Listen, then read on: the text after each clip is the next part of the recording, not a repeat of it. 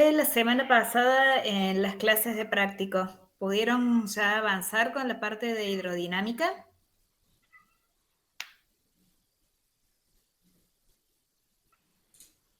Sí, Sí, profe. Bueno, vamos a comenzar ahora haciendo un repaso de la parte de hidrodinámica que vimos la semana pasada, que recuerden que habíamos dicho que aquello que presentamos el lunes pasado se hizo considerando que los fluidos eran de tipo ideal, ¿sí? Y que por eso mismo respondían a ciertas leyes y podía estudiarse bien su comportamiento.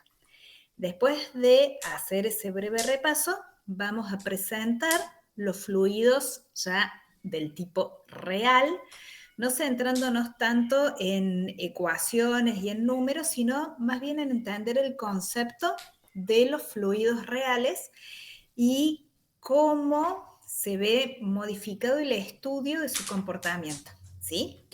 Entonces, vamos a comenzar haciendo ese repaso de la primera parte, así nos aseguramos de que haya quedado todo bien comprendido.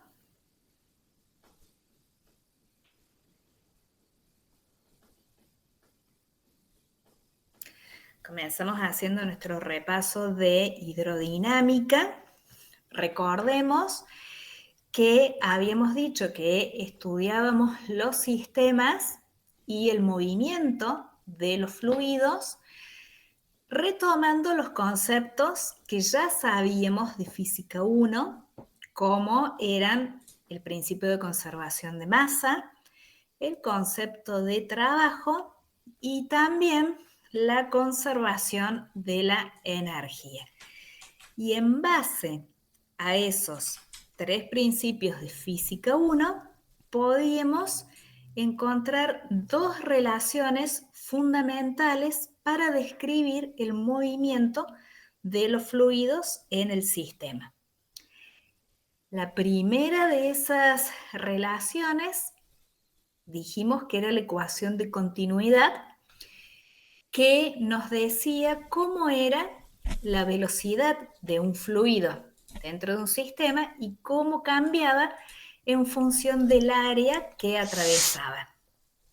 Y habíamos llegado a expresar que el área de la cañería que va atravesando el sistema, esa sección transversal por la velocidad del fluido, se mantiene constante a lo largo de todo el movimiento del fluido, ¿sí? Y habíamos dicho que no importaba ni la forma de la cañería, ni tampoco cuántos niveles tenía la cañería. Es decir, podía presentar variaciones en el área a nivel horizontal y ser una cañería que va a nivel simplemente, por ejemplo, en planta baja, o podía también ser una cañería que presentara distintos niveles, como en planta baja, primer piso, segundo piso. A lo largo de todo el recorrido de esa cañería, desde la planta baja hasta ese segundo piso, esta relación se mantiene siempre, ¿sí? Sin importar en qué parte de la cañería yo estoy. Bien, siempre. El área que atraviesa el fluido por la velocidad que tiene, se va a mantener constante. Y habíamos también dicho que esta cantidad, que es el caudal, es el volumen dividido el tiempo. Es decir, cuánto volumen de fluido está viajando por unidad de tiempo, ¿sí? Entonces, esa cantidad área por velocidad, que es el caudal, es equivalente al volumen por unidad de tiempo. O lo que habíamos dicho también, que se podía expresar como tasa de flujo de volumen, ¿sí? O sea, cómo varía el volumen que va viajando por unidad de tiempo. Y habíamos dicho que en función de eso se podía establecer, por ejemplo, cuánto tiempo se iba a requerir para llenar un cierto volumen, ¿sí? Entonces, para saber si el sistema con el que estamos trabajando cumple con los requisitos necesarios para dar respuesta a lo que necesitamos. Que habíamos puesto el ejemplo, ¿se acuerdan? Que una cosa era llenar con una manguera una pileta pelo pincho chiquita y otra cosa era llenar una pileta grande de natación. Ahí, ese sistema que teníamos nosotros no iba a ser eficiente. ¿Bien? Y después habíamos llegado también a enunciar esta otra relación, que es la ecuación de Bernoulli, que nos relaciona en un punto la presión que hay en ese lugar con la velocidad que lleva el fluido con la altura que tiene. Y habíamos mencionado que este segundo término se debía era como una presión de tipo cinético, era debida al movimiento del fluido, y esta era una presión de tipo estática, simplemente debido a la altura. Y que esta relación entre esas tres variables, presión, velocidad y altura, se mantenía constante en cada punto de la cañería. Es decir, si yo me paro en planta baja y me paro en el primer o en el segundo piso, esta relación se tiene que mantener constante, ¿sí? Entonces recordemos que así como veíamos en el movimiento rectilíneo o en el movimiento circular, que el objeto que nosotros seguíamos se movía siguiendo ciertas leyes, acá también el fluido se va a mover, pero no se va a mover tan libremente. Él va a tener que estar siguiendo y va a estar regulado por la ecuación de caudal, que es la ecuación de continuidad, y esta ecuación de Bernoulli. Recordando que estas dos relaciones, que son muy importantes porque nos permiten describir el movimiento de un fluido, vienen a partir de retomar los conceptos de física 1, de conservación de masa, de trabajo y de energía, ¿sí? Y también recordemos por qué es importante poder describir el movimiento de un fluido en un sistema, porque también nos permite introducir alguna modificación en caso de ser necesario, en caso de que se requiera una respuesta distinta del sistema para la función que nosotros necesitamos. Que habíamos puesto el ejemplo en un sistema de riego, que por ahí podía ser necesario modificar la velocidad con la que estaba llegando el agua al cultivo, porque había algunos cultivos que tal vez necesitaran una menor velocidad del agua para riego, ¿sí? Entonces, conociendo, pudiendo describir bien el movimiento del fluido en el sistema, podemos modificarlo para que nos dé la respuesta que nosotros estamos necesitando. Y como una aplicación puntual de esa ecuación de Bernoulli, habíamos enunciado lo que era el teorema de Torricelli, que era nada más y nada menos que aplicar esa ecuación de Bernoulli a una configuración puntual. ¿Y cuál es esa configuración puntual? El tener un volumen grande de agua que va saliendo por un orificio pequeño, ¿sí? Entonces era, por ejemplo, un tanque que abastece a un bebedero de animales y que nos asegura eso, tener siempre un flujo continuo de agua al bebedero y que nos garantice que a lo largo de un cierto periodo de tiempo, ese bebedero va a estar siempre con agua a disposición. ¿Y cuáles eran las consideraciones que había que tener? Era que este tanque que contiene el volumen grande de agua estaba abierto a la atmósfera, entonces la presión que había en este primer punto era igual a la presión atmosférica, que abierta la canilla, el fluido iba a ver la presión atmosférica, entonces nuevamente la presión en el punto de salida iba a ser la presión atmosférica. Y otra consideración muy importante que habíamos hecho era decir que como la abertura por la cual va saliendo el fluido es muy pequeña en comparación con lo que es el volumen contenido del fluido,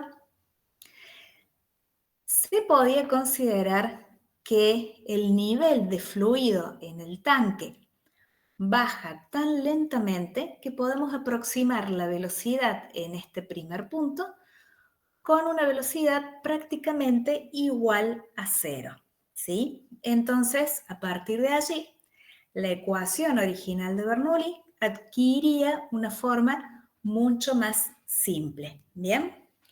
Entonces, siempre que tengamos nosotros un fluido en movimiento, ese fluido va a estar sometido a cumplir la ecuación de continuidad y la ecuación de Bernoulli, ¿sí? Y lo que hay que hacer para encarar una situación problema es identificar claramente cuáles son el punto 1 y el punto 2 que nosotros vamos a observar en nuestro sistema. Y allí ver qué información tenemos en cada uno de esos dos puntos referida a la presión en el punto, la velocidad y la altura, ¿sí? Otra cosa bien importante que conviene hacer es elegir adecuadamente, y con adecuadamente nos referimos a que sea lo más simple posible después para las cuentas, cuál va a ser la altura que referenciamos como cero. En general, va a convenir tomar uno de esos dos puntos que observamos, como la altura cero, y referenciar el otro punto con respecto a ese. ¿Bien? Teniendo ubicados bien los puntos 1 y 2, y en cada uno de esos los valores que tenemos de presión, de velocidad y de altura, o los valores que queremos conocer, vamos a poder resolver y responder lo que nos piden en el problema, ¿sí? Y sabiendo también que al aplicar la ecuación de Bernoulli, también va a seguir valiendo, por supuesto, la ecuación de continuidad. Y es muy probable que en una misma situación problema debamos recurrir a ellas dos. Entonces, ¿se acuerdan que habíamos dejado para que fuéramos elaborando el ejemplo este de el agua que ingresa a una casa, llega al tanque de la casa que está en la planta baja y de allí se va a distribuir en la planta baja y en el primer piso? ¿Recuerdan este problema?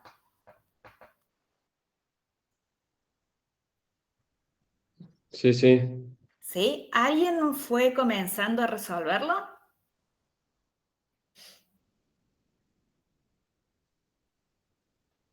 Yo no. Yo no. Bueno, lo vamos a ir viendo de a poco.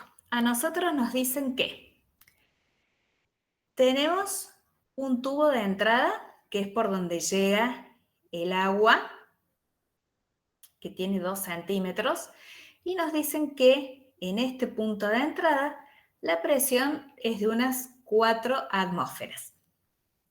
Y que en el segundo piso, que es donde va a interesar estudiar qué pasa, el diámetro del tubo de la cañería es de 1 centímetro y este segundo piso está ubicado 5 metros más arriba de la planta baja. Y también nos dan de dato cuál es la velocidad, o sea, la rapidez de flujo en el tubo de entrada, en el primer punto, de 1,5 metros por segundo. Entonces, lo que nos va a pedir es encontrar la velocidad, la presión y la tasa de flujo de volumen, que dijimos que eso es justamente el volumen dividido el tiempo, es decir, el caudal, en el segundo piso, justamente en el cuarto de baño. Entonces, ¿a qué tenemos que recurrir nosotros?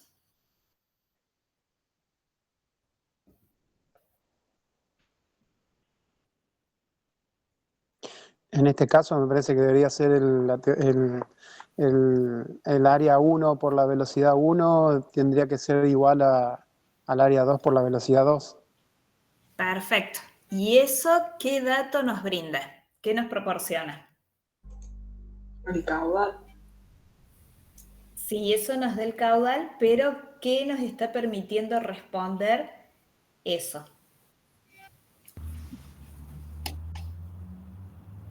La rapidez del flujo. La velocidad. Sí. Entonces, ¿por qué podemos establecer esa relación?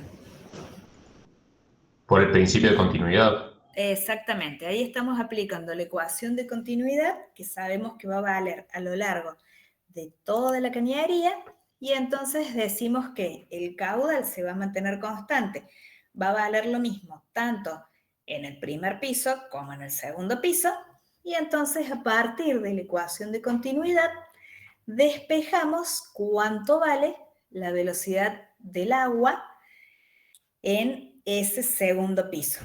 Fíjense que el agua ingresa desde la red y llega al domicilio con una velocidad de 1,5 metros sobre segundo. Y fíjense con qué velocidad llega al segundo piso. Llega con bastante mayor velocidad en ese segundo punto, ¿sí? Llega con 6 metros sobre segundo. O sea que entre unas 4 y unas 5 veces más del valor original, ¿sí? Ahí tenemos ya cuánto vale la velocidad en el segundo piso. Y entonces repasemos. A nosotros nos pide la velocidad en el segundo piso, la presión del agua en el segundo piso y la tasa de flujo de volumen. ¿Con qué datos nosotros contamos del enunciado del problema? ¿Qué tenemos? Profe, Sí, la tasa de flujo de volumen sería el caudal, ¿no? sí, Bien. Tenemos las dos áreas, área 1 y área 2. sí. Volumen 1 y volumen 2. ¿Qué volumen? Cuando haces lo igualas el volumen 1 por la rapidez, igual el volumen 2 por la velocidad también. Ahí tenés todo. Tenés todo los Pero no datos. es volumen por velocidad, es área por velocidad. Ah, Claro, tenemos velocidad 1 nada más. Claro, lo que tenemos es la velocidad en el punto de entrada, pero como podemos calcular el área de cada uno de los puntos que nos dan el diámetro, tenemos ahí información para sacar lo que ya obtuvimos, que era la velocidad en el segundo punto. O sea que nosotros ya tenemos directamente la velocidad de entrada, que es 1,5 metros sobre segundo, y pudimos calcular la velocidad de salida, que es 6 metros por segundo. ¿Qué otro dato da el problema? La presión absoluta. absoluta. La presión que tenemos en el punto de entrada. Y la ahí altura en el es, segundo, en el punto 2. y la altura del punto 2. Entonces, si ahora vamos a recurrir a la ecuación de Bernoulli, ¿qué datos tenemos para el punto 1? ¿Tenemos la presión? Tenemos Tenemos la presión, presión. velocidad Sí, y, bueno, la altura sería 0, porque ubicamos exactamente. I igual a 0 ahí. O sea que del punto 1 tenemos los 3 términos que nos interesan. Del punto 2, ¿qué conocemos del punto 2? La La altura. altura. La altura y qué otra cosa calculamos. Y la velocidad. Y la velocidad. Velocidad. Fíjense que lo único que nos queda por encontrar es la presión que hay en el punto 2, ¿sí? Gracias a la ecuación de Bernoulli tenemos todos los datos, o sea que lo único que nos queda es tomar la ecuación de Bernoulli y reemplazar en el punto 1 los datos que tenemos, en el punto 2 los datos que tenemos, y ahí llegamos a la presión que nosotros necesitamos, ¿sí? No hay que hacer ningún otro cálculo más raro. Ahí podemos responder cuál es la presión que nosotros tenemos. Ahora, para ver la tasa de flujo de volumen, que dijimos que era el caudal, es hacer el área por la velocidad. Podemos tomar el punto 1 o el punto 2 porque nos va a dar lo mismo, ¿sí? Área por velocidad en el punto 1 nos tiene que dar lo mismo que área por velocidad en el punto 2. Al hacer eso, nos da cuánto vale el caudal que lleva el agua en ese sistema. Profe, ¿puede volver una para atrás? Sí.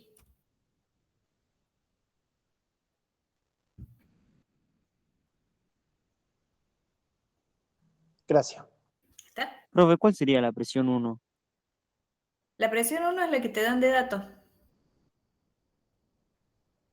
Que te dice 4 que es como atmósferas. 4 atmósferas.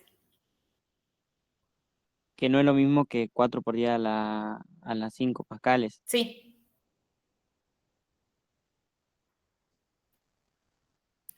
¿Y por qué la igualó? Porque a vos te dicen acá 4, la presión absoluta con la que entra es 4 por 10 a las 5 pascales, que equivale a unas 4 atmósferas.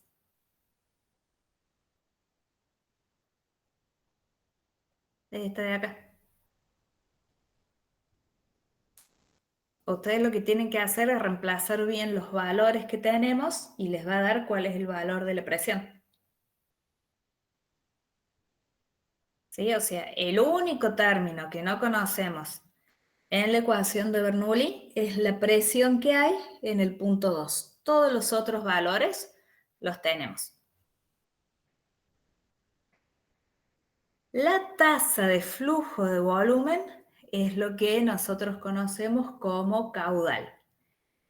Ese caudal lo podemos obtener del valor del punto 1 o del valor del punto 2, que tiene que dar lo mismo, ¿sí?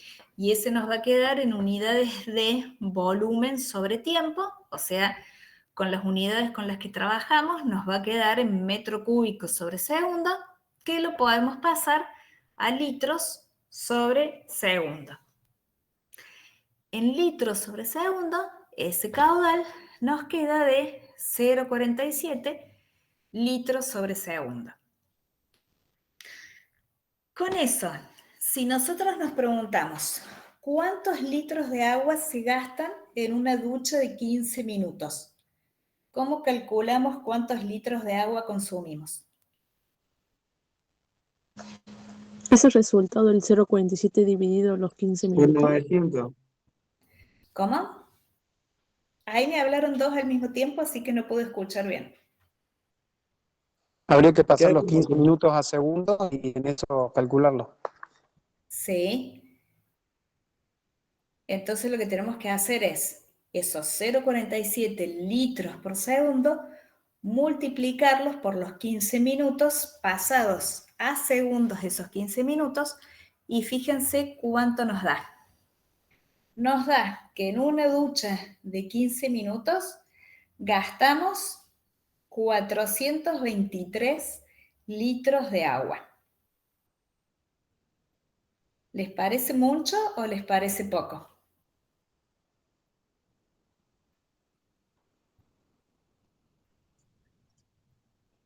Y bastante.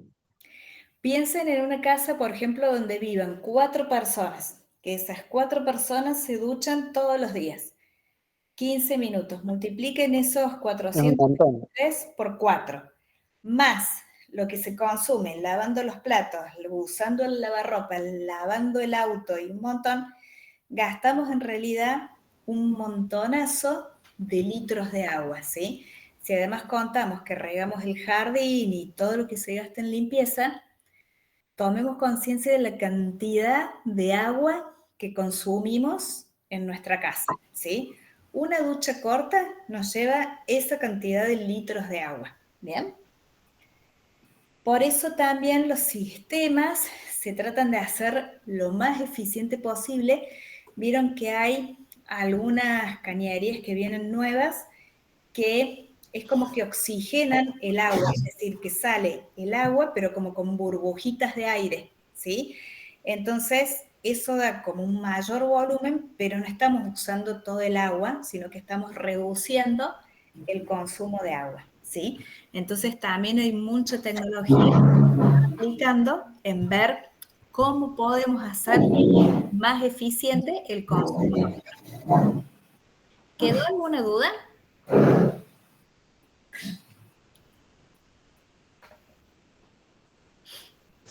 No, profe, por el momento no. ¿No? Entonces recuerden, siempre que tengamos un fluido en movimiento, vamos a tener que recurrir, siempre que sea un fluido ideal, de tipo ideal, vamos a tener que recurrir para responder lo que nos piden a la ecuación de continuidad y a la ecuación de Bernoulli, eligiendo bien el punto 1, el punto 2, y pensando en cada uno de esos puntos, qué datos tengo en concreto o qué datos puedo obtener sobre la presión que hay en ese punto, la velocidad y la altura. Y a partir de eso voy a poder responder lo que me piden en el problema. Y recordando siempre que ese caudal se va a mantener constante a lo largo de todo el movimiento en la cañadería. ¿Bien? Profe, Sí. ¿qué significa DDB sobre DDT? ¿Dónde? Es cómo cambia el volumen con el tiempo. Bien. Podría ser caudal también. Equivalente a decir la tasa de... Cuando tenemos tasa, quiere decir que estamos dividiendo por tiempo. Es tomar la cantidad que nos interesa, en este caso el volumen, dividida el tiempo. Claro, es la fórmula de caudal, digamos. Claro. Bien. Ya van a ver bien cuando vean derivadas en matemática, ahí lo van a ver bien, a esa expresión. Pero es cómo cambia la cantidad que yo estoy viendo en función del tiempo.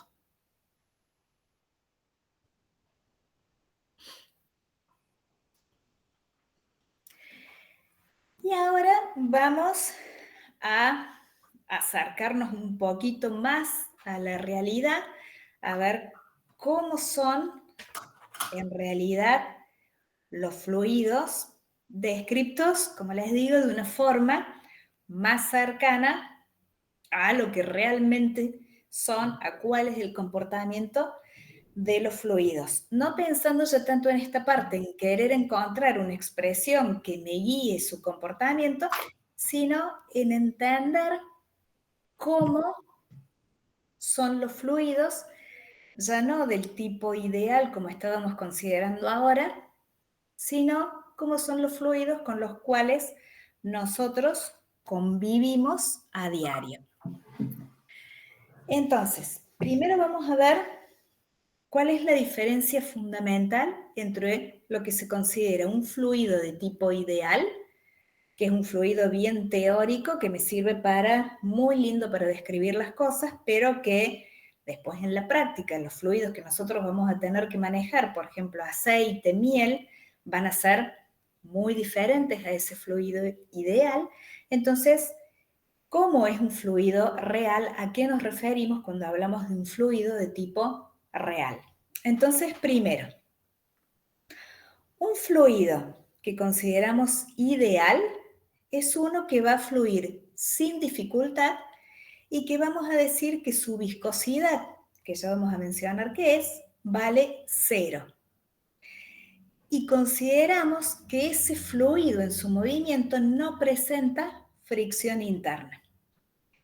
Es un fluido bien homogéneo, o sea, si tomamos un punto cualquiera de ese fluido, vamos a ver que su densidad vale lo mismo que en cualquier otro punto. Y es también lo que se dice un fluido de tipo estacionario, quiere decir que cualquier punto que tomemos a lo largo de la cañadería, siempre por ese punto va a pasar con la misma velocidad, ¿sí? Pero ahora un fluido de tipo real tiene como característica que es viscoso. y ese fluido va a presentar rozamiento con las paredes de la tubería y también entre las mismas moléculas del fluido. Es decir, el fluido ideal va viajando todo parejito y ninguna molécula molesta a la otra. En cambio, en el fluido ideal, las mismas moléculas al irse desplazando se van rozando entre sí. Y además, el fluido va a tener rozamiento con las paredes de la tubería por la cual va viajando. Entonces, ya vayamos haciéndonos a la idea de que ese rozamiento entre las mismas moléculas, ¿qué va a hacer? Lo va a dificultar el movimiento, se va a ir moviendo más lento que si las moléculas no se molestaran entre sí. Y ese rozamiento con las paredes de la tubería lo que va a hacer es que se me vaya quedando pegado fluido en la tubería y entonces yo vaya teniendo pérdidas a lo largo del movimiento. Entonces, esa propiedad que mencionamos, la viscosidad, describe la resistencia al flujo, ¿sí? Está relacionada con la fricción interna. Entonces, para hacer una comparación con Física 1, la viscosidad la podemos como asociar, trazar un paralelismo con lo que era la fuerza de rozamiento, ¿sí? Recuerden que decíamos que la fuerza de rozamiento era una fuerza que se oponía al movimiento, que molestaba al movimiento. Acá ese papel lo cumple la viscosidad, que va a presentar una resistencia al flujo, al movimiento del fluido, ¿sí? Entonces la podemos comparar con la fuerza de fricción, ¿sí? Esa viscosidad va a ser... Sí. No tiene que ver, ¿no?, con la densidad. Tiene que ver porque de acuerdo a cuán denso sea el líquido, esa va a ser también su viscosidad. ¿Cómo pensamos que es un líquido más denso? ¿Lo vamos a ver como más o menos viscoso? ¿Cuál va a fluir más fácil? El menos viscoso. El que es menos denso. Claro, entonces podemos pensar que tiene una relación a priori con la densidad del fluido, ¿sí? O sea, la viscosidad es lo que a mí me va a perturbar, me va a hacer una molestia en el movimiento del fluido.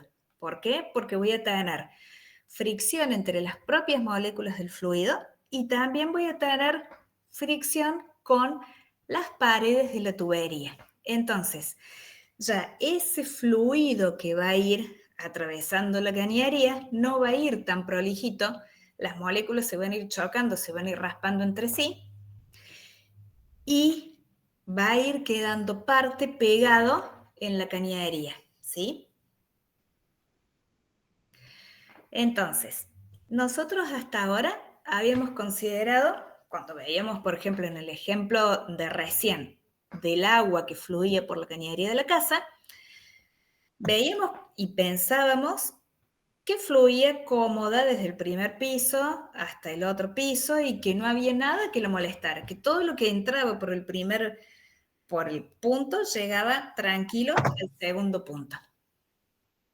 Pero ahora vamos a tener esas pérdidas por fricción en la tubería, ¿sí?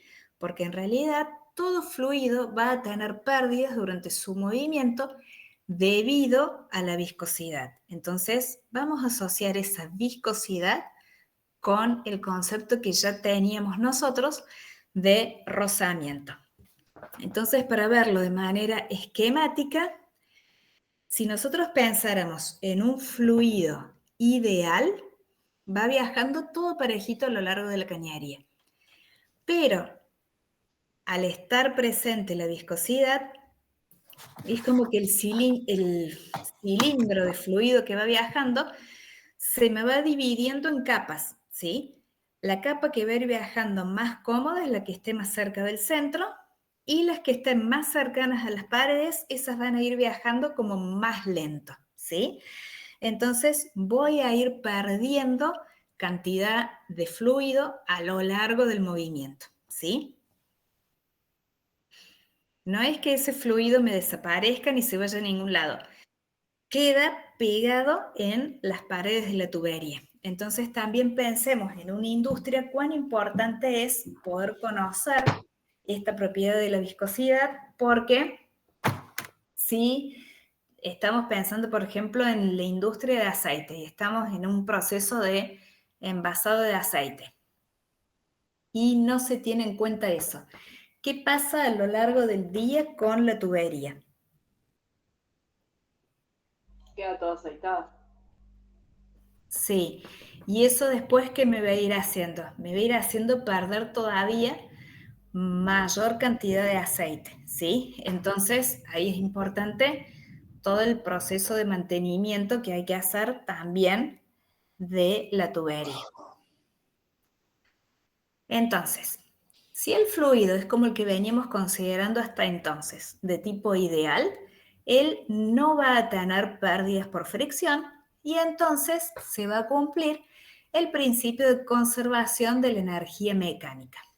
Ahora, si el fluido es ya del tipo real, él tiene pérdidas, hay fuerzas disipativas y ya no se cumple el principio de conservación de energía mecánica. Hay lo que se llama una pérdida de carga de la tubería, es lo que me queda pegado en las paredes de la tubería. Y si el fluido fuese ideal, no tendríamos el efecto de la viscosidad ni de la rugosidad de las paredes. Al ser un fluido de tipo real, ahí sí estamos considerando esta propiedad de la viscosidad y ya perdemos el principio de conservación de la energía, ¿sí? Porque allí nos aparecen entonces las fuerzas disipativas que actúan igual que en física 1, ¿sí? ¿Se acuerdan cuando tirábamos una pelota y decíamos, bueno, vamos a considerar que no hay fuerza de rozamiento y entonces se me conservaba la energía mecánica, ¿sí? Podríamos decir, la energía mecánica que yo tengo en el punto del lanzamiento es igual a la energía mecánica que tengo en el punto más alto. Pero ya, cuando introducíamos el considerar la fuerza de rozamiento con el aire, bueno, ahí veíamos que la energía no se nos conservaba y que la energía que teníamos en el lanzamiento era mayor que la energía que teníamos en el punto más alto. ¿Recuerdan eso? Sí, profe. Sí. Entonces, ese mismo concepto es lo que trasladamos acá y decimos que tenemos pérdida de carga en la tubería, ¿sí? A causa de esas fuerzas disipativas que me van a ir apareciendo a lo largo del movimiento del fluido, yo pierdo la conservación de energía, que era lo que usábamos para describir el movimiento de fluidos ideales, y bueno, yo ahora voy a tener esto que llamamos pérdida de carga en la tubería. ¿Qué quiere decir? Que a medida que va viajando el fluido por la cañería, yo me voy quedando con menos cantidad de fluido útil, porque una parte se me va a ir quedando pegada en la cañería. Entonces, para ver cómo es ese movimiento, aquí tenemos para comparar un fluido que tiene una baja viscosidad, quiere decir que yo puedo hacer que se desplace fácilmente y con una cierta velocidad, y un fluido que tenga una alta viscosidad va a tardar más tiempo en circular, su movimiento va a ser más lento, ¿sí? Y pensemos, tenemos dos fluidos fáciles para comparar que todos podemos notar bien, el agua y la miel. La miel aproximadamente tiene una viscosidad que es 70 veces mayor que la del agua, ¿sí? El agua casi que la podemos considerar como un fluido ideal. La miel tiene una viscosidad que puede ser 70 veces mayor que la del agua.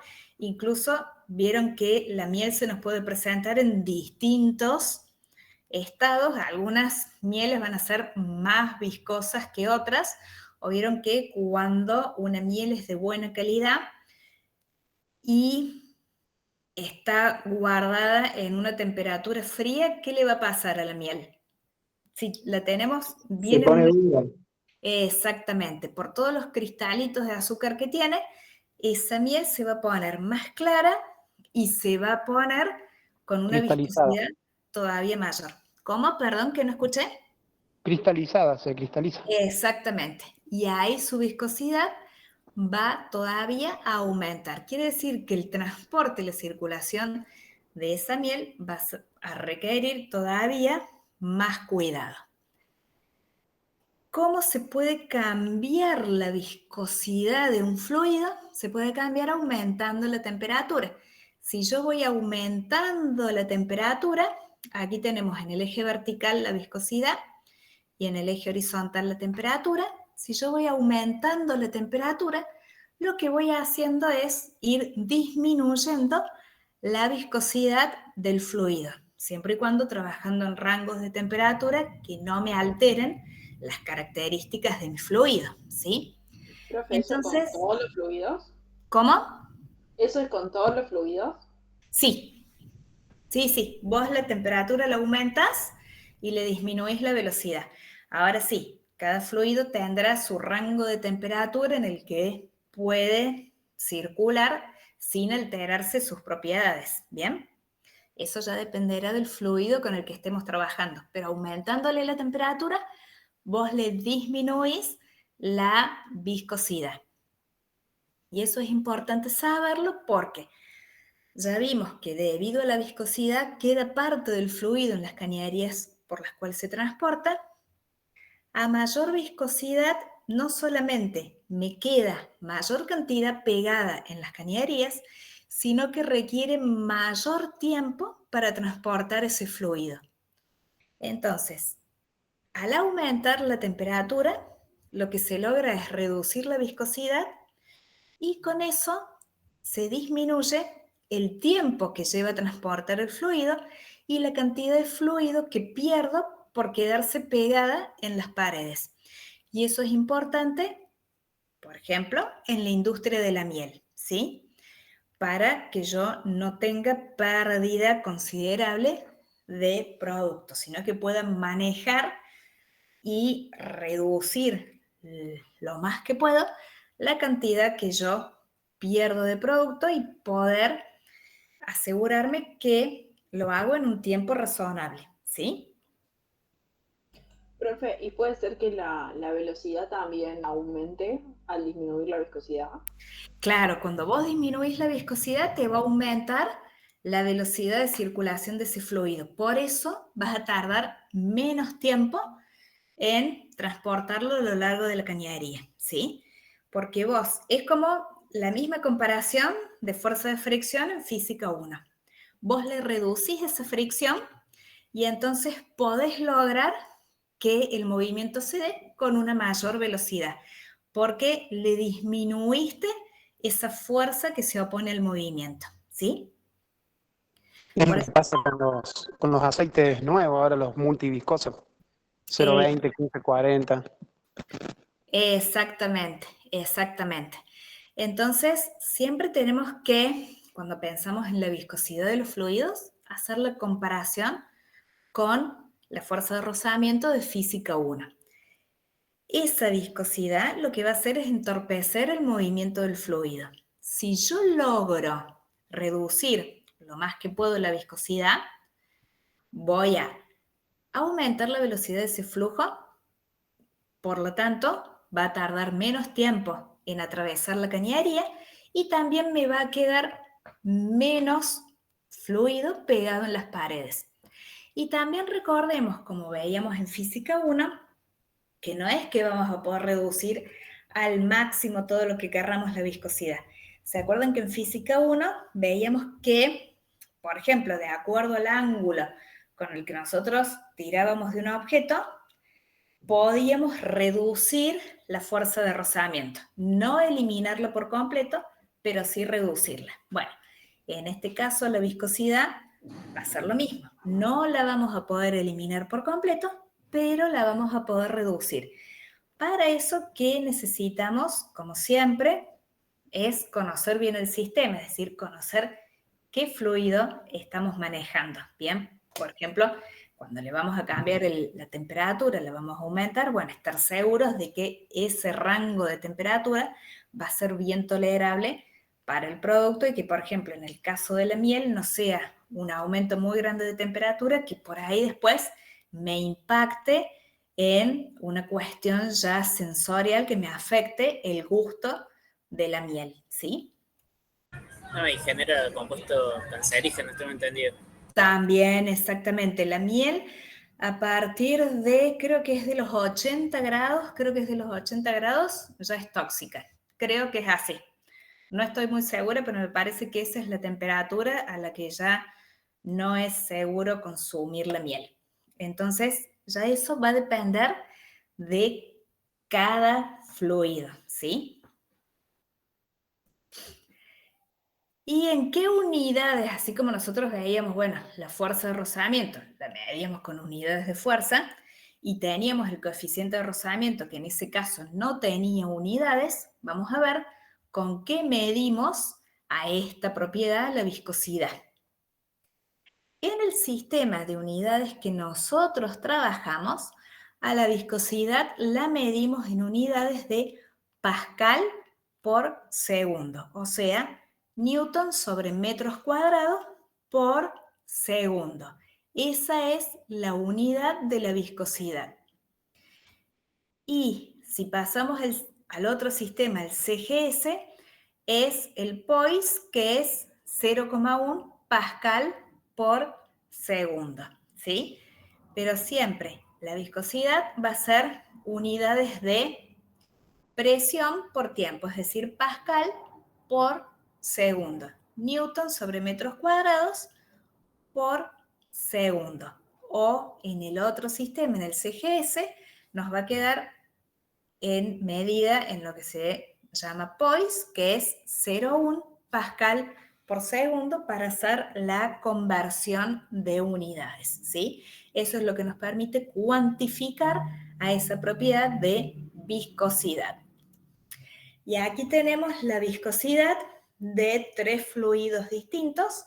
La del agua, fíjense que da prácticamente 0, es 0,001, por eso podríamos nosotros en la primera parte trabajar tranquilamente con agua y decir que la considerábamos como un fluido ideal, porque en la práctica el agua es un fluido ideal, su viscosidad casi vale 0. La glicerina es 1,39 y el aceite es 0,39, ¿sí? Entonces, ya ven que la glicerina tiene una viscosidad mucho mayor que la del agua. Esta en la industria de alimentos se usa bastante la glicerina y ya cuando hay que pesarla y demás, es algo bien complejo. No sé si ya han estado, bueno, todavía no han tenido trabajos de laboratorio con esto, pero ya van a tener cuando uno tiene que agregar una cierta cantidad de glicerina en las preparaciones, van a ver que eso se queda adherido en las pipetas y demás, y que hay que tener un cierto cuidado. Y acá la viscosidad está puesta, fíjense en estas unidades que yo las dejé a propósito para que lo tengamos en cuenta, que está en kilogramos sobre metro por segundo.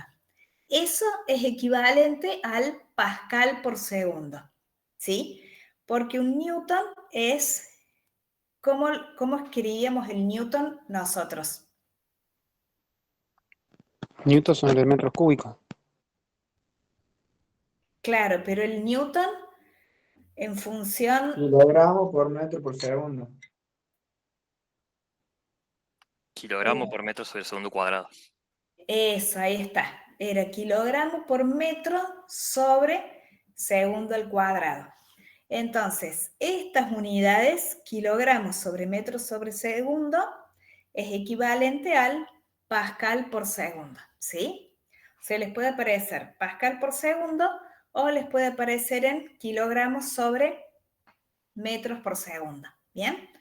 Es lo mismo, es para que lo tengan en cuenta, que les puede aparecer directamente pascal por segundo o kilogramos sobre metros por segundo. Eso es unidad de viscosidad.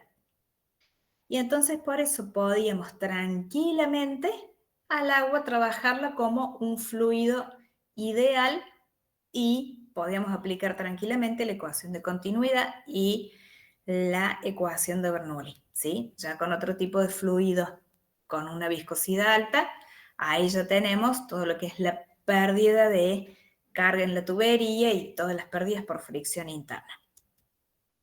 Profe, Sí. entonces la viscosidad es la presión que hace ese fluido en un tiempo determinado. Lo podés ver así, pero teniendo en cuenta que ahí vas a tener que considerar, ahí tiene en cuenta todo, lo que pasa entre las moléculas del fluido y lo que pasa con las paredes del fluido, ¿sí? En la cañería. Se te tiene en cuenta todas las pérdidas por la fricción entre las moléculas y por el rozamiento en la tubería. Si quieres verlo así, puedes ver cómo que es la presión que haría, pero vos fíjate que si es presión en un cierto tiempo, sería unidades de presión sobre tiempo. Acá es presión por tiempo, es Pascal por segundo. Claro, sí. Sí. Ahora, ese fluido que nosotros ya vemos de tipo real, que tiene esta propiedad de viscosidad que será, según el tipo de fluido, más o menos viscoso, ¿se imaginan que ese fluido puede ir andando siempre de manera ordenada, prolijita? Si estamos diciendo que las moléculas de ese fluido se molestan entre sí, que tienen fricción entre sí, que una molécula puede estar empujando a la otra, ¿ese fluido va a ir viajando parejo a lo largo de todo el tiempo? No, profe. No. ¿Dijo? No. Ese viaje del fluido puede ser desde muy prolijo hasta muy caótico. Entonces, el flujo de circulación puede ser lo que se llama de tipo laminar o de tipo turbulento. El término de turbulencia lo conocemos todos. A todos nos ha tocado una turbulencia viajando en avión. ¿Qué se siente ahí? ¿Se siente cómodo cuando agarra el avión una zona con turbulencia? No, para nada. Una caída brusca. Bastante feo. Ahí porque tenemos el flujo de aire es terriblemente desordenado. Entonces, estamos nosotros ahí metidos en una zona de turbulencia. El término laminar, ¿lo escucharon ustedes?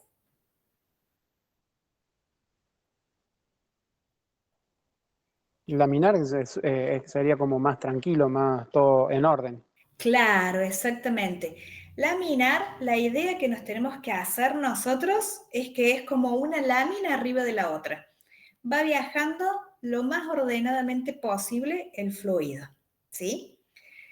Lo que nos va a decir si es de tipo laminar o turbulento, o cuán cerca está de ser laminar o turbulento, porque puede ser algo que sea un término medio, es lo que se conoce como el número de Reynolds, ¿sí? Esto nos permite, de alguna manera, cuantificar, por así decirlo, cuál es el comportamiento de ese fluido. Y va a haber 4 factores que son determinantes para decir si ese fluido es más ordenado o más desordenado. Entonces, el flujo de tipo laminar es cuando es bien el movimiento ordenado, suave y va en láminas paralelas sin entremezclarse. Es como que casi las moléculas del fluido no se molestan entre sí y van todas bien ordenadas. El flujo turbulento ya es irregular, caótico, ya no se puede predecir cómo es el movimiento. Las moléculas van a ir todas desordenadas y las trayectorias incluso pueden presentar pequeños remolinos. Profe. Sí. ¿Viscosidad entra en el parcial? Sí, esto entra, pero por eso les digo, tranquilos Dale, que gracias. entra bien lo que estamos viendo, ¿sí? Este fluido de tipo turbulento, además de ser desordenado, caótico, irregular, puede ir formando pequeños remolinos. Piensen lo incómodo que es atravesar, como ya dijeron, una turbulencia cuando uno va viajando en avión. Ahí nos topamos de verdad con lo que es un fluido bien de tipo real. Ahí estamos muy lejos del fluido ideal que vimos la clase pasada. Y este tipo de movimiento puede aparecer a velocidades altas o cuando hay obstáculos que aparecen de manera repentina en el movimiento del fluido. Y para verlo de una manera bien esquemática, este primero es de tipo laminar. Va bien ordenadito. Y el turbulento, ya el movimiento del fluido es totalmente caótico e impredecible. Entonces, ¿qué nos dice cuán laminar o cuán turbulento es el movimiento de ese fluido? Es lo que dijimos que es el número de Reynolds. ¿Qué es el número de Reynolds?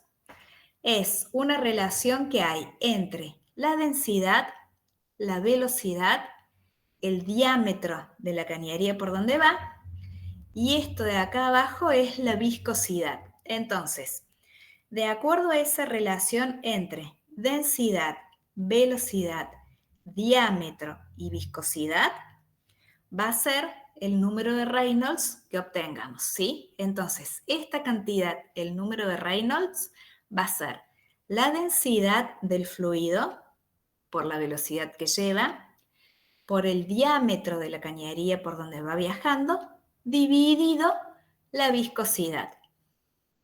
Si ese número nos da menor que 2000, quiere decir que el fluido tiene un régimen de tipo laminar. Es el fluido de tipo prolijo. Si nos da mayor a 3000, es de tipo turbulento, ¿sí? O sea, ese número de Reynolds que tiene que ver con la densidad, la velocidad, el diámetro y la viscosidad, si me da menos de 2000, es laminar, es ordenado. Si me da más de 3000, es turbulento. Y si me da en el medio, entre 2000 y 3000, es de tipo inestable y puede cambiar de tipo laminar a tipo turbulento. ¿Cómo puede cambiar? Puede cambiar, por ejemplo, variando la velocidad de ese fluido, variando la viscosidad del mismo, ¿sí?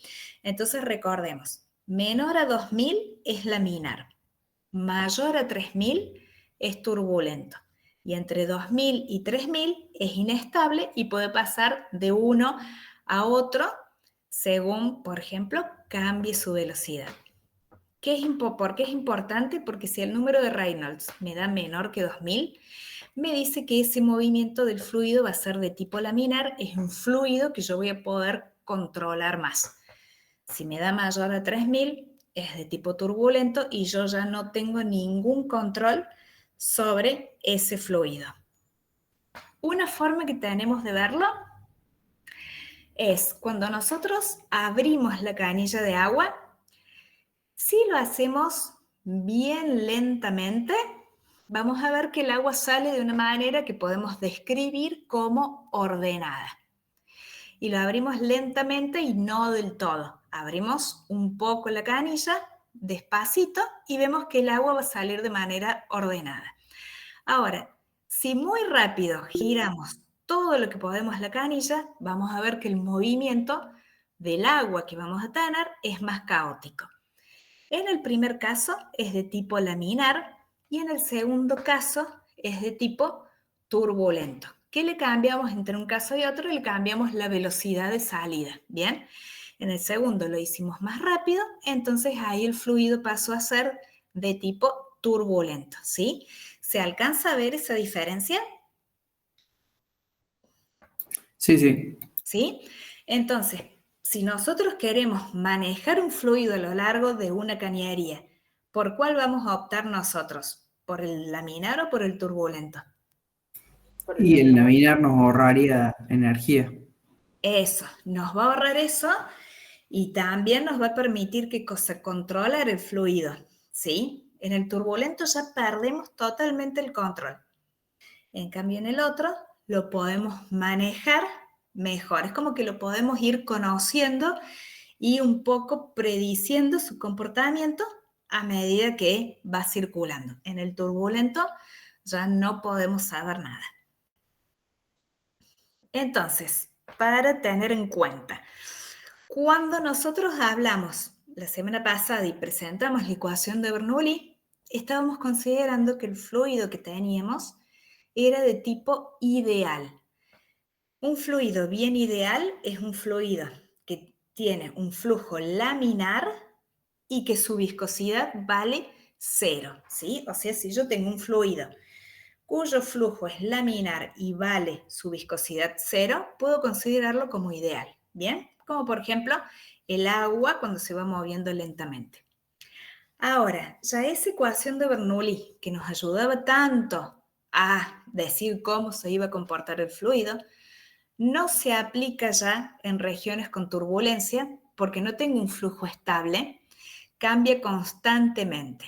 Bien, ¿cómo es el patrón de estado de ese flujo? Ahí ya no se aplica la ecuación de Bernoulli. La ecuación de Bernoulli la puedo aplicar siempre y cuando yo esté trabajando con un fluido ideal. Si no tengo un fluido ideal, ya no puedo recurrir a la ecuación de Bernoulli. Cuanto mayor sea la viscosidad del fluido, mayor va a ser la tendencia a circular en capas, ¿sí? Y va a ser más probable que sea laminar. Eso no quiere decir que sea un fluido ideal, porque vieron que dijimos recién que un fluido ideal era de tipo laminar y con viscosidad 0, ¿sí? Ahora, si yo tengo un fluido bien ya de tipo real, voy aumentando su viscosidad y bueno, va a ir viajando más ordenado, pero va a ir viajando más ordenado la fuerza porque se va a ir moviendo de una manera como más lenta y más torpe, ¿sí? Ahora, si a mí me dan una cierta viscosidad, yo lo que puedo hacer, como en el caso de la canilla, cuando la abro para que salga el agua, es cambiar la velocidad y entonces ahí puedo decir, bueno, puedo tener un flujo de tipo laminar o puedo tener un flujo de tipo turbulento, ¿sí? Si tengo una velocidad más baja, va a ser más cerca de un flujo laminar. Si tengo una velocidad alta, ya va a ser bien inestable y va a ser un flujo de tipo turbulento, ¿sí?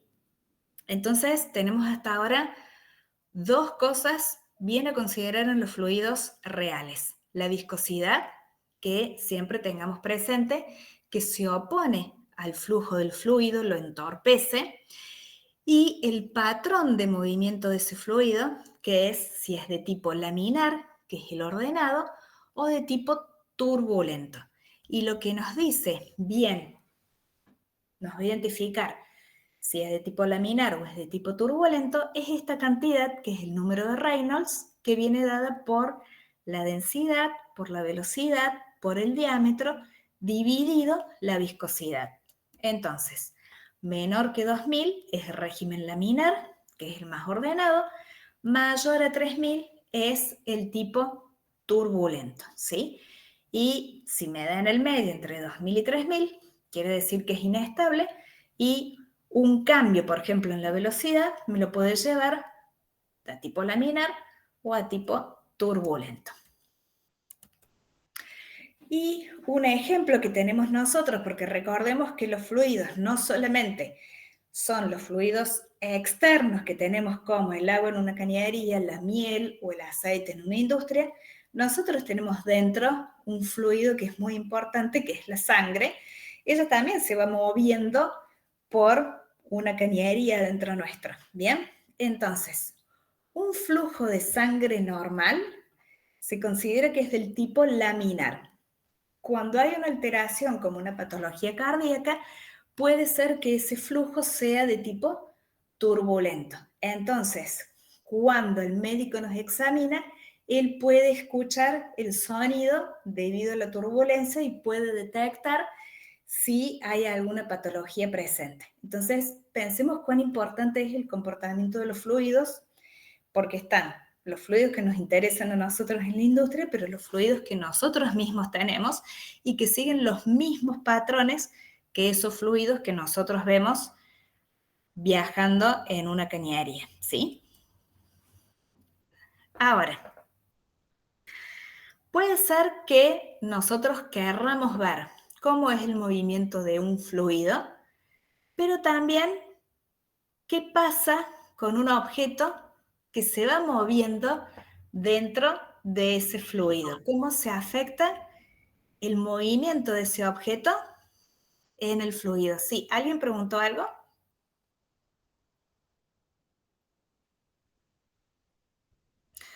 Bien, nosotros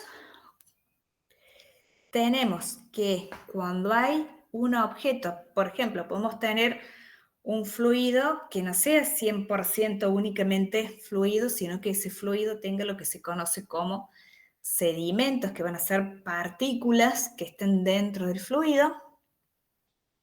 Todo cuerpo que vaya inmerso en una masa de fluido va a interactuar con las fuerzas de resistencia, ¿sí? Que van a depender de las características del fluido y de la forma del cuerpo. Eso nos lo va a dar lo que se conoce como la ley de Stokes, que estudia el movimiento de los cuerpos en líquidos, ¿sí? Que es para ver qué fuerzas va a ir sintiendo un objeto que se mueve adentro de un fluido.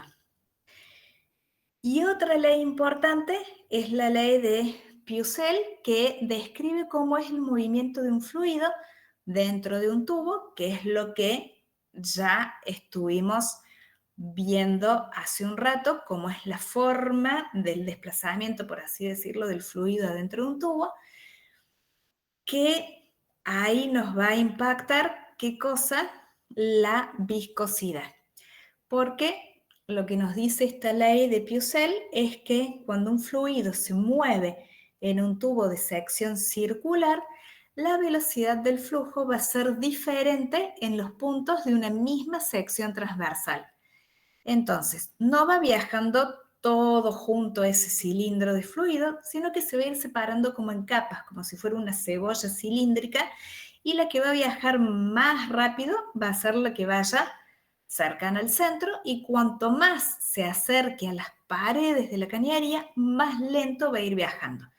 Entonces, la capa más externa es la que se adhiere a las paredes del tubo y su velocidad vale 0.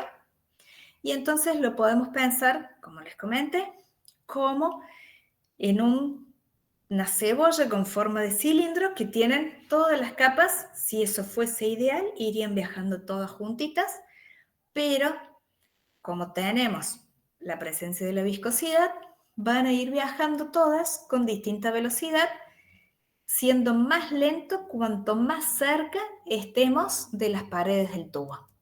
Entonces, la velocidad máxima del desplazamiento de ese fluido va a ocurrir precisamente en el centro de la cañería.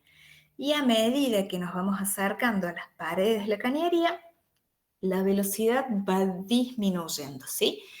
Y se va haciendo 0 a medida que nos acercamos a las paredes de las cañerías, y es por eso que vamos perdiendo masa de fluido que va quedando pegada en las cañerías. De vuelta, como les dije al comienzo, no es que esa masa desaparezca, se pierde porque queda pegada en las cañerías, ya no la tenemos en lo que es nuestro volumen útil de circulación de fluido. Entonces, si nosotros tuviésemos un fluido que nos va viajando y va atravesando después distintos capilares, si fuese ideal, va a ir atravesándolos todos bien parejitos. Ahora, ya cuando tenemos esta viscosidad presente, lo que va a hacer es que me aparezcan en los capilares estos cambios de altura, ¿sí? Que esto ustedes lo van a ver ahí en algunos problemas de la guía. Me va viajando el fluido, pero voy a ir perdiendo altura de fluido en los capilares a medida que va viajando, ¿sí? Eso es debido a la viscosidad que yo voy teniendo a medida que avance el fluido, se me va a ir quedando pegado en la cañería. Y la otra que les había mencionado, esta ley de Stokes, que me dice cuánto va a ser la fuerza de fricción que va a sentir un objeto que se esté moviendo en medio de ese fluido. Porque si nosotros dijimos que si tenemos un fluido ya de tipo real, esas moléculas de fluido van a irse rozando entre sí, van a ir teniendo fricción entre sí, es de esperar que si yo pongo un objeto a moverse en ese fluido, ese objeto se vea afectado precisamente por ese rozamiento. Entonces, la ley de Stokes me va a decir cuánto va a valer la fuerza que va a sentir ese objeto debido a esa fricción que hay entre las moléculas. Y va a depender de la velocidad con la que vaya avanzando, del diámetro del objeto, porque para simplificarlo se lo va a considerar al objeto como circular, y va a depender de la viscosidad, ¿sí? A mayor velocidad y a mayor viscosidad, mayor va a ser la fuerza que va a sentir. Es decir, para pensarlo bien con ejemplo, es más fácil que se desplace, por ejemplo, un granito de arena a lo largo de una cañería de agua que lo haga a lo largo de miel, ¿sí? A lo largo de miel va a sentir una mayor resistencia en su avance. ¿Por qué? Porque la miel es mucho más viscosa que el agua. Entonces, la fuerza que va a oponer al movimiento de ese pequeño objeto va a ser mayor que la del agua. Y eso es importante para ver cómo es el movimiento, por ejemplo, de microorganismos que haya en un fluido, cómo pueden ser el proceso de sedimentación y para determinar la granulometría.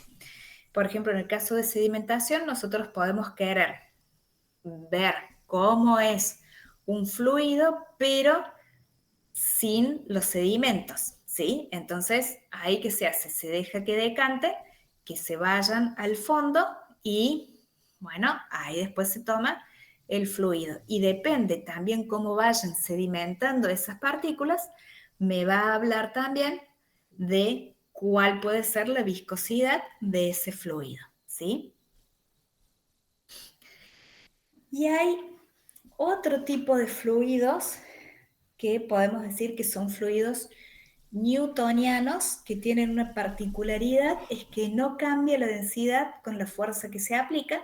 Ellos van a seguir a las leyes de Newton, lo cual es muy importante que un fluido, ya que vimos que los fluidos de tipo real siguen muy pocas leyes, que siguen una ley que conocemos, es importante. ¿Y cuál es la particularidad que tienen esos fluidos? Es que se deforman con una velocidad que es proporcional al esfuerzo que se aplica. Y eso es importante para estudiar rheología y, por ejemplo, caracterizar una masa en alimentos, ¿sí? Una masa que está hecha con una harina de trigo responderá distinto a una masa que está hecha con una harina de trigo reemplazada en parte por fibra. Entonces, para elaborar ciertos tipos de alimentos es esperable un cierto comportamiento rheológico de la masa. Entonces, regulando eso, también se puede determinar, bueno, si se puede aplicar ese reemplazo de fibra o no, o cuánto podría aplicarse, ¿sí? Esto es como para que lo tengamos presente. ¿Hasta acá quedó más o menos claro? Sí, profe. ¿Sí? O sea, ¿qué es lo importante que tenemos que tener en cuenta hasta ahora de los fluidos reales? Lo que es la viscosidad, ¿sí? Que la viscosidad la tenemos que pensar como algo que se opone al flujo del fluido, que el fluido puede ser de tipo laminar o de tipo turbulento, y cuál es el que nosotros siempre vamos a preferir, el de tipo laminar, porque es el más ordenado, el que dentro de todo, dentro de ser un fluido real, es el que más vamos a poder manejar. ¿Qué nos dice si es de tipo laminar o de tipo turbulento? Esa cantidad que es el número de Reynolds, ¿sí? ¿Cómo podemos nosotros lograr cambiar y que un fluido se comporte más cerca de un fluido laminar? Es, por ejemplo, cambiando la velocidad, con ese ejemplo que vimos de la canilla de agua, ¿sí? Porque siempre pensando en que nosotros vamos a querer controlar para poder predecir el comportamiento de un fluido, ¿sí? Entonces, siempre nosotros vamos a querer que el fluido que estemos manejando, por más que sea real, que tenga un comportamiento laminar y si es posible, si podemos cambiarle su viscosidad, como por ejemplo aumentando la temperatura, para que esa viscosidad sea menor y entonces yo tenga una menor resistencia al desplazamiento de ese fluido, ¿sí? Y ahora vamos a ver qué fenómeno me puede aparecer a mí en un fluido de tipo real. ¿Alguna vez vieron que los insectos caminan arriba del agua? ¿Eso lo observaron alguna vez? Sí, sí. Sí, sí. ¿Sí? O que cuando uno va a poner de a poquito la mano arriba, si estamos en la pileta y vamos poniendo de a poquito la mano, la vamos acercando a la superficie. Vieron que al principio sentimos como una fuerza y nosotros tenemos que empujar para poner la mano. ¿Eso lo probaron alguna vez? Sí, sí, es muy sutil, pero sí. Es muy chiquitito y se vence rápido, pero ahí ¿qué estamos teniendo? Estamos teniendo lo que es la tensión superficial, que es que la superficie del líquido se comporta como si fuese una membrana elástica, como una capa. Entonces, un insecto que es muy livianito, como un mosquito, él puede ir caminando por arriba del agua sin hundirse, gracias a esa tensión superficial. ¿Qué causa esa tensión superficial? Es la atracción entre las moléculas de agua. Es lo que se llama como cohesión, ¿sí? Y eso precisamente está porque lo estamos considerando no ya como un fluido ideal donde una molécula no veía la otra, sino como un fluido real donde las moléculas interactúan con sus vecinas. En este caso, las moléculas semejantes se van a atraer y entonces van a ser como una fuerza entre ellas que van a ligar toda esa superficie externa. Entonces va a quedar como una membrana que cubre esa superficie externa del líquido. Y las dimensiones que tiene esa tensión superficial son las de fuerza por unidad de longitud, ¿bien? O lo que es lo mismo, pasando las unidades, energía por unidad de área. ¿Y por qué es importante tener presente esto? Porque para algunos productos que se quiera hacer como mayonesa, salsas, helados, uno va a querer vencer esa tensión superficial. Entonces hay elementos que se llaman de tipo activos que disminuyen la tensión superficial. Un elemento de esos que tenemos todos nosotros es el detergente. Vieron que por eso te dicen que el detergente te logra eliminar la grasa. ¿Qué hace si nosotros tenemos un plato que lo vamos a lavar lleno de grasa y lleno de salsa y le pasamos detergente y queda limpio? ¿Qué fue haciendo el detergente? Fue desarmando toda esa red de atracción que había entre las moléculas, ¿bien?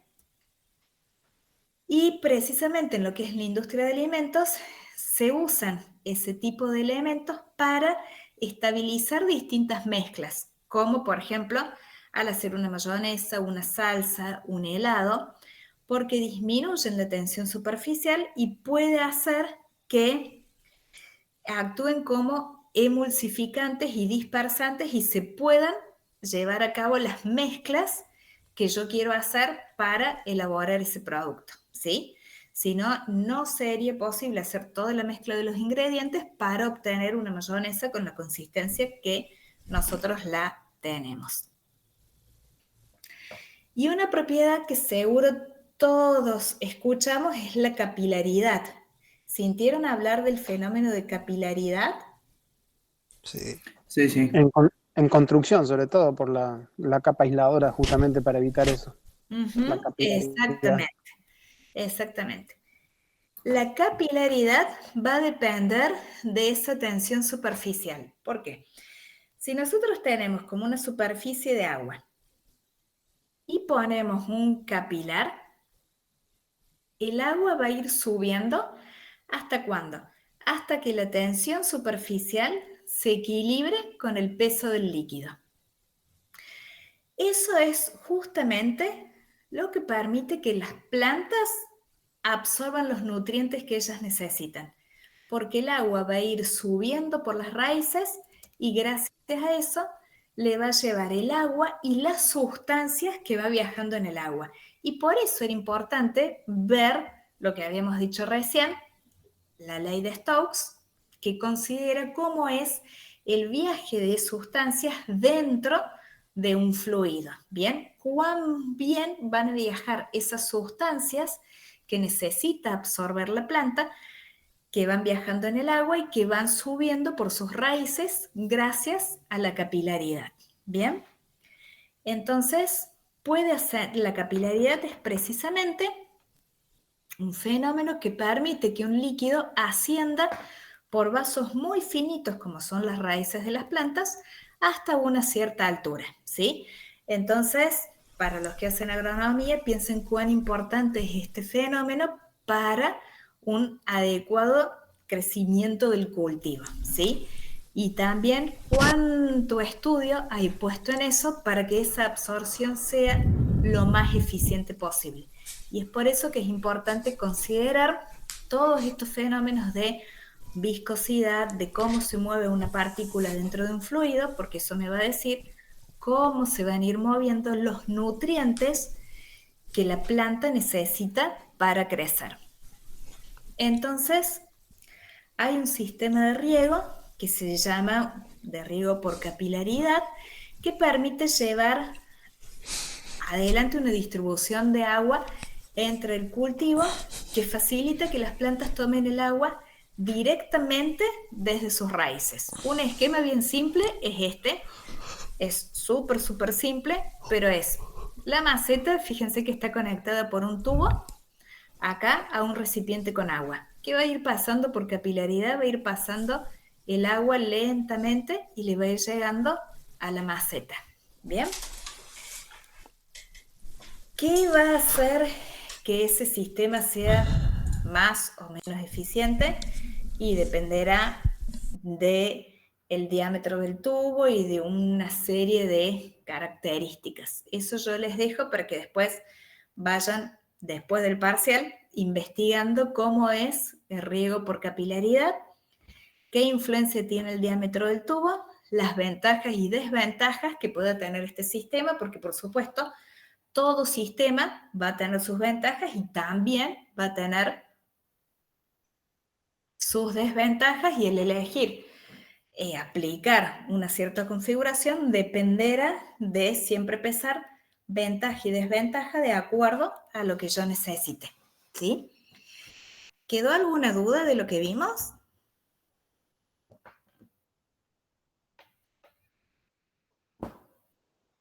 No, profe. No, profe. Entonces, recordemos lo fundamental de los fluidos de tipo real es la propiedad de la viscosidad, que es lo que me genera lo que es la pérdida de carga en la tubería, porque voy perdiendo fluido que me va quedando pegado en las paredes de la cañería, y también ese mismo rozamiento entre las moléculas del fluido va a hacer que el movimiento sea más lento y más torpe, y que el flujo puede ser de tipo laminar o de tipo turbulento, y yo puedo pasar de un régimen a otro, por ejemplo, variando la velocidad.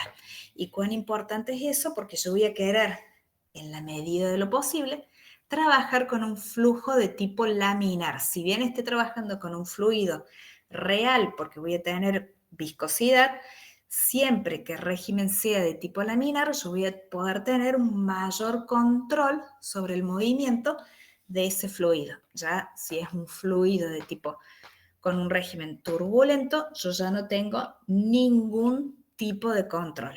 ¿Bien? Y lo que veíamos la clase pasada vale bien para lo que son los fluidos de tipo ideal, donde yo ya no tengo pérdidas de ningún tipo. Ya cuando tengo pérdidas, bueno, ahí me va a ir afectando y es como las fuerzas disipativas que me aparecían a mí en física 1 y entonces yo ya no tenía el principio de conservación de energía. ¿Bien? Siempre tratemos de hacer ese paralelismo entre lo que conocíamos de física 1 y lo que vemos acá de física 2. ¿Sí? Ok, perfecto. ¿Hay algo que quieran preguntar o que quieran repasar?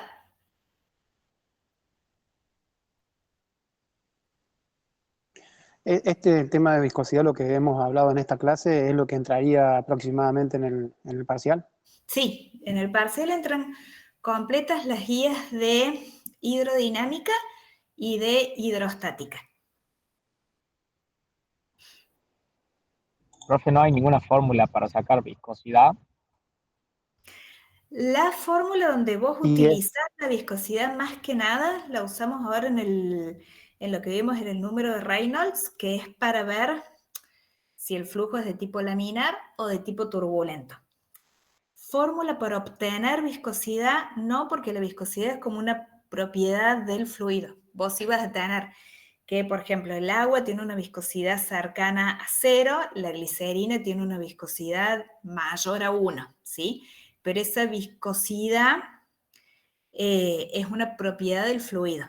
Vos utilizás después esa propiedad para ver si ese fluido, moviéndose a tal velocidad, es de tipo laminar o de tipo turbulento. ¿Es múltiple choice o a desarrollar el parcial? Opción múltiple no, son ejercicios y a desarrollar. Profe, y en práctico, esto que vimos de fluidos reales, ¿cómo serían los ejercicios prácticos? Y van a tener ejercicios donde van a aplicar bien ya estos conceptos, por ejemplo, para calcular si un fluido es de régimen laminar o de régimen turbulento o cuánto pierden de fluido a lo largo de una cañería. Y eso lo van a ver en el práctico. O sea, cuánto pierden por un fluido con una cierta viscosidad que se vaya desplazando en una cañería. Gracias, profe, muy amable. Profe, yo tengo una No. pregunta. Con el número ese de Reynolds, Sí. habíamos hablado al principio que había dos, digamos, causas de la fricción. Una era la viscosidad, seguramente la más importante, pero también habías hablado de como la superficie de la cañería, ¿puede ser?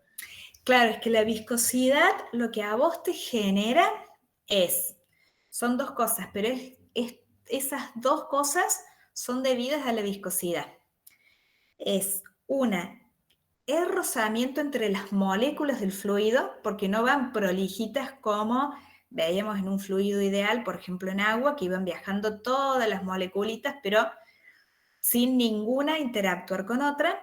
Cuando ya tenemos la viscosidad, vas a tener rozamiento entre las mismas moléculas del fluido y también vas a tener rozamiento del fluido en las paredes de la tubería, ¿sí? Para verlo de una forma simple, ese rozamiento entre las moléculas, lo que a vos va a hacer es que ese fluido se te mueva más lento. Y el rozamiento con las paredes de la tubería va a hacer que vos pierdas fluido que se te quede adherido a las paredes de la tubería, ¿sí? Pero las dos cosas son debidas a la viscosidad. Una por el rozamiento entre las partículas que va a hacer que se te mueva más lento y otro por el rozamiento entre las paredes de la cañería y el fluido que va a hacer que vos pierdas fluido, ¿sí? O sea, la viscosidad te genera esas dos cosas. Un movimiento más lento y que vos pierdas fluido que se te quede pegado en la cañería. Bien, entonces, También depende, digamos, qué material tenga yo, qué forma sea la superficie, si es rugosa o lisa, digamos, cuánto Claro, por material voy eso, a perder. Pero a mí mi duda era que eso no lo abarca, digamos, el número ese de Reynolds. no, el número de Reynolds te habla del fluido, cómo es el comportamiento del fluido. Vos después, si vas a trabajar con aceite o con glicerina, bueno, será el cuidado que vos tengas en elegir el tipo de cañería que vos pongas en el sistema, ¿sí? Pero eso ya va a ser otra cosa que no está contemplada por el número de Reynolds, ¿sí? El número de Reynolds te habla del fluido, no de cómo va a interactuar el fluido con una superficie de contacto. Bien, bien. Pero por supuesto que eso a vos te ayuda a elegir, bueno, qué tipo de cañería vas a utilizar, ¿sí? Para tratar de reducir lo que más puedas esa pérdida de carga que vos vas a tener por lo que se te queda adherido a la tubería. Ahí va, ahí va. Una pregunta, profe. Sí. ¿Qué sería cinemática bidimensional? Cinemática bidimensional es que vos tenés en cuenta el movimiento al mismo tiempo en 2 dimensiones. Nosotros en Física 1 lo veíamos como moviéndose en una línea recta. En bidimensiones que vos lo ves moviéndose ya no en una línea recta, sino que lo dejás moviéndose en un plano. Por ejemplo, el tipo de fluido turbulento, si vos querés, lo podés ver como un tipo de movimiento ya considerando más de una dimensión, porque todas esas moléculas que se van moviendo desordenadas no siguen una línea recta, sino que van a seguir ya cualquier trayectoria desordenada.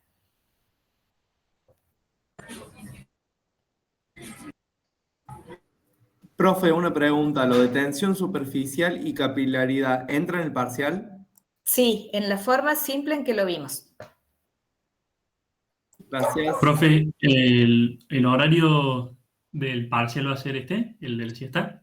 No, es a las 2 de la tarde, así es después del teórico de matemática. Bien. Así no pierden tiempo y se pueden ir temprano. Ya después va a salir la distribución de aulas porque va a ser en la C500 y en un aula extra para que puedan estar repartidos más cómodos. Ya después les va a salir la distribución en el aula virtual, va a aparecer con tiempo la distribución por comisión en las aulas. Profe, ¿van a haber preguntas teóricas de este último tema que vimos?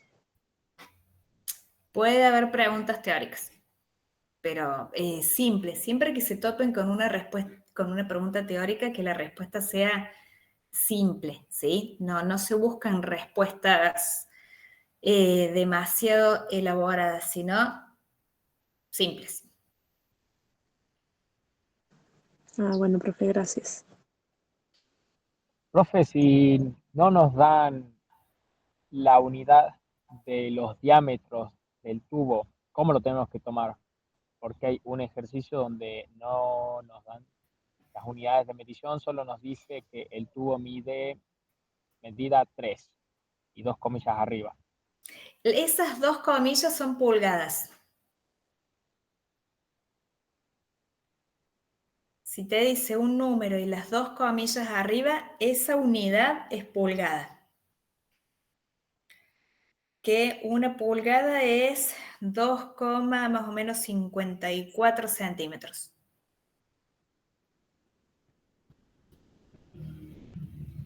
Y cada ejercicio del examen vamos a tener que mencionar el tema que es. Sí. Profe, ¿hay alguna densidad que tengamos que memorizar además del agua? No. Si tienen que usar otra densidad, se les da de dato.